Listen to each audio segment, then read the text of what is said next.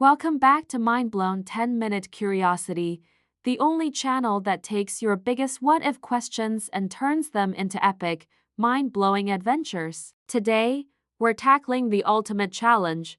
What if you actually lived on Mars? Forget everything you've seen in the movies. We're talking real science, real survival, and real danger. And to make it interesting, I'm putting my team through the ultimate Mars simulation. For the next 10 minutes, they will face the brutal realities of the red planet, and the last one standing wins this custom-built Mars rover replica worth $50,000. Are you ready? Let's blast off. 3, 2, 1, liftoff. Our journey to Mars takes about 7 months. It's a long, cramped ride, and that's the easy part. The real challenge begins the moment you step out onto the Martian surface. First up, the atmosphere. Mars's air is 95% carbon dioxide and about 100 times thinner than Earth's. Take a breath without a suit, and you'd be unconscious in less than a minute. So, rule number 1 of Mars Club: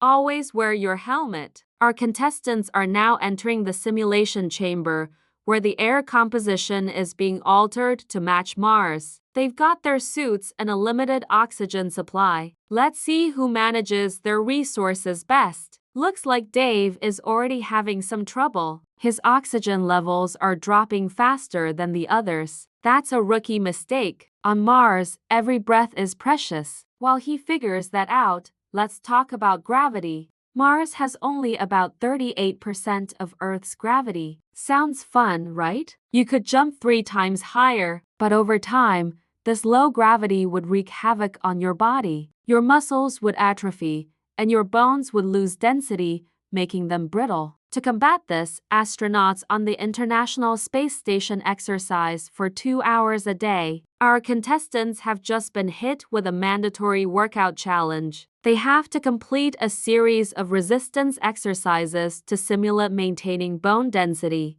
The last one to finish gets a penalty, a 10% reduction in their oxygen supply. This is where endurance really counts. Next up, the weather. Mars isn't exactly a tropical paradise. The average temperature is a bone-chilling minus 80 degrees Fahrenheit, that's minus 60 to Celsius, and it can swing wildly from a balmy 70 degrees Fahrenheit at the equator in summer to a terrifying minus 200 degrees at the poles. Our simulation is now dropping the temperature. The contestants' suits have heating elements, but they drain the same battery that powers their oxygen supply. Now they have a choice: stay warm or breathe longer. This is a critical decision. Wasting too much power on heat could mean you will run out of air before the challenge is over. It's a constant balancing act. Oh, and did I mention the dust storms? Mars is home to the largest dust storms in the solar system, which can cover the entire planet for weeks. They can block out the sun, rendering solar panels useless. Our simulation is about to unleash a dust storm, cutting off the main power to their habitat. They'll have to switch to backup batteries, but those won't last forever. Speaking of power, how would you get it on Mars? Solar panels are the most likely option, just like NASA's rovers use. But they come with problems. As we just saw, dust storms can cover them, and at night, there's no sun at all. That's why a Martian colony would need massive battery arrays or even a small nuclear reactor, known as a kilopower reactor, to provide consistent energy. Our contestants are now tasked with cleaning their solar panels during this simulated dust storm with limited visibility. The first person to get their panels back to 100% efficiency gets a power boost. The last person, they lose another chunk of their precious oxygen. This is getting intense. Let's talk about food and water. You can't just order a pizza on Mars. All your food would need to be grown right there, in a closed-loop agricultural system. Think high-tech greenhouses. Scientists are experimenting with growing crops like lettuce, tomatoes, and potatoes in Martian-like soil. But there's a catch.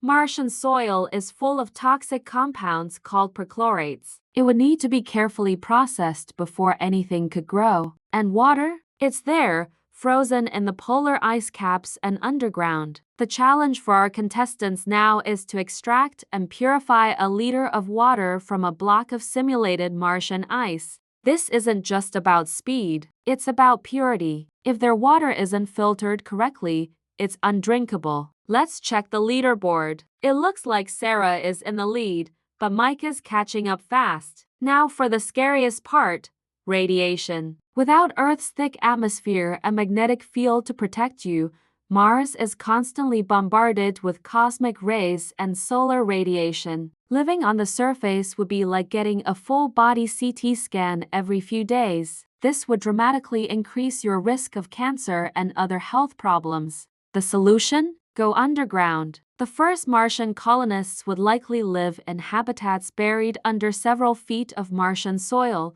or regolith, to shield them from the deadly radiation. Our contestants have just been hit with a simulated solar flare. They have 60 seconds to get inside their radiation-proof habitat. Anyone left outside when the timer hits 0 is out of the competition. Go, go, go! It looks like Dave didn't make it. He's our first contestant eliminated from the Mars challenge. Down to 3. So, you've got air, warmth, food, and shelter. What about your mind? Living in a small, confined space with the same few people, millions of miles from home, would be an immense psychological challenge. The isolation, the constant danger, the knowledge that you can't just go outside for a walk, it would take a huge toll. NASA puts astronaut candidates through rigorous psychological screening to ensure they can handle the pressure. Our remaining contestants are now facing a psychological test. They have to solve a complex puzzle together,